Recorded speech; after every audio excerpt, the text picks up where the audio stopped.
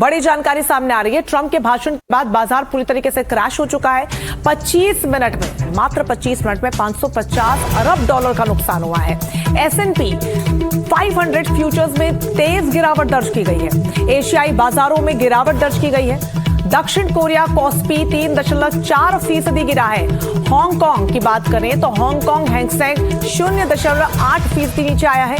अमेरिकी फ्यूचर्स 0.7% से ज्यादा गिरा है। तो पूरी तरीके से आप देखिए शेयर मार्केट, जिसका लगातार जिक्र हो रहा था कि बाजार कैसे क्रैश होगा, और वो बड़ा अपडेट अब सामने आ रहा है कि 25 मिनट के अंदर ही, यानी जितनी देर उन्होंने भाषण दिया उतनी देर के अंदर ही ये जो बड़ा नुकसान है वो बाजार ने झेला है। दयाल साहब, बाजार पर तो बड़ा इंपैक्ट लगातार युद्ध की शुरुआत से देखने को ही मिल रहा था, लेकिन इसकी उम्मीद थी कि इतनी बुरी तरीके से बाजार क्रैश हो जाएगा संबोधन के बाद? जी, ये तो साबित हो गया कि जो ट्रंप साहब का बयान था वो इंटरनेशनल ऑडियंस को कन्विंस नहीं कर पाया, और वो शायद सिर्फ वहां के डोमेस्टिक ऑडियंस के लिए टारगेटेड था, क्योंकि वहां के लोग बहुत परेशान है अमेरिका में। अब आपने ये जिक्र किया था कि किस तरह से ईरान में जो 12 साल के बच्चों को भी गन दी हुई है उन्होंने। देखिए, मैं ईरान में पोस्टेड रह चुका हूँ 3 साल से ज्यादा, और मैंने देखा कि उनमें लड़ने की जो क्षमता है वो बहुत बड़ी है। वो शहादत को में बिलीव करते हैं कि अपना सैक्रिफाइस कर देंगे, लेकिन हम घुटने नहीं टेकेंगे। वही हम देख रहे हैं। तो ये लड़ाई अगर चलती रहेगी तो इस वजह से, क्योंकि दोनों साइड्स डटी हुई हैं कि हम घुटने नहीं टेकेंगे।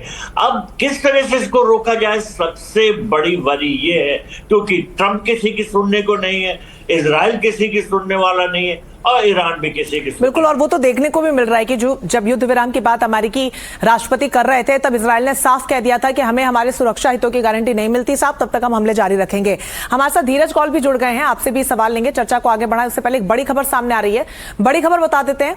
अमेरिका के नाम ट्रंप का जो संबोधन रहा उसमें कच्चे तेल की कीमतों में भारी उछाल देखने को मिला है। उसके बाद ट्रंप के भाषण के बाद अब ये उछाल आया है।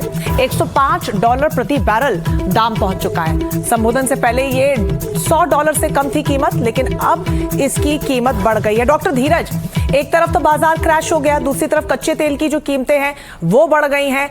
अब जमीनी स्तर पर देखिए ना, नुकसान कितना ज्यादा हो रहा है। ना सिर्फ आप सैन्य ठिकानों को, इमारतों को या इंफ्रास्ट्रक्चर को नुकसान पहुंचा रहे हैं, बल्कि ये नुकसान आम नागरिकों से जुड़ा हुआ।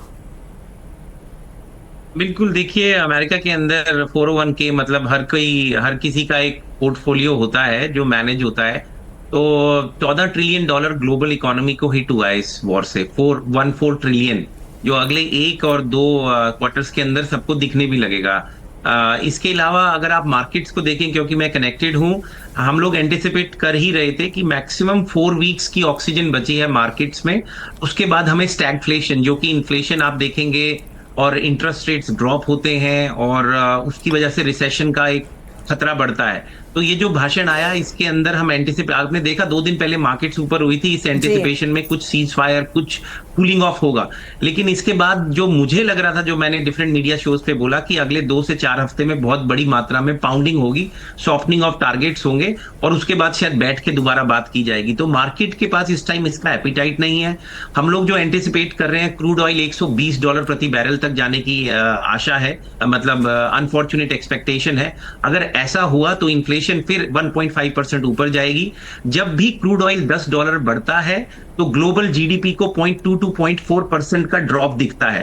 तो तकरीबन 1.7 $60 प्रति बैरल था, अभी 110 के आसपास हुवर कर रहा है, 105। आप देखेंगे सुबह होते आपके, मेरे अभी कैलिफोर्निया में रात है, सुबह तक मुझे लगता है 110 तो डेफिनेटली पार कर जाएगा।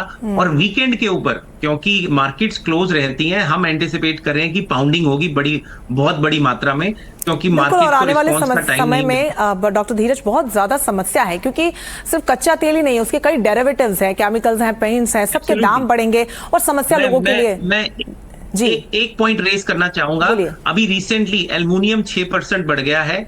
हीलियम गैस जो सेमीकंडक्टर में लगती है, उसकी शॉर्टेज है, इसीलिए सेमीकंडक्टर इंडस्ट्री इंक्लूडिंग एनवीडिया के अंदर आपने देखा है गिराव आया है। इसके अलावा अगर आप देखेंगे पेट्रोलियम प्रोडक्ट्स जो होते हैं, प्लास्टिक होता है, फर्टिलाइजर्स होते हैं, और भी बड़ी सारी चीजें, एलएनजी, एलपीजी, वो बढ़ रही है और इन्फ्लेशन बढ़ेगा। लेकिन एक और बात जो बहुत बहुत जरूरी है, जैसे ही फर्टिलाइजर बढ़ेंगे खाद्य मतलब फूड सिक्योरिटी पे ऊपर इशू आएगा, और रशिया यूक्रेन वॉर की वजह से भी फर्टिलाइजर्स बढ़े हुए हैं।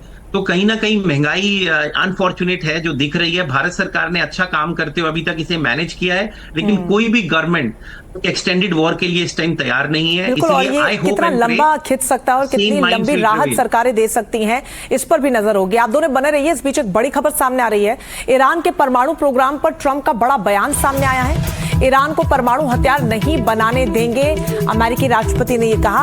आतंकवादियों के हाथ परमाणु हथियार बड़ा खतरा है, परमाणु ढाल बनाकर कारनामे अंजाम देते हैं। From the very first day I announced my campaign for president in 2015, I have vowed that I would never allow Iran to have a nuclear weapon. This fanatical regime has been chanting death to America, death to Israel for 47 years. Their proxies were behind the murder of 241 Americans in the Marine barracks bombing in Beirut, the slaughter of hundreds of our service members with roadside bombs. For these terrorists to have nuclear weapons would be an intolerable threat.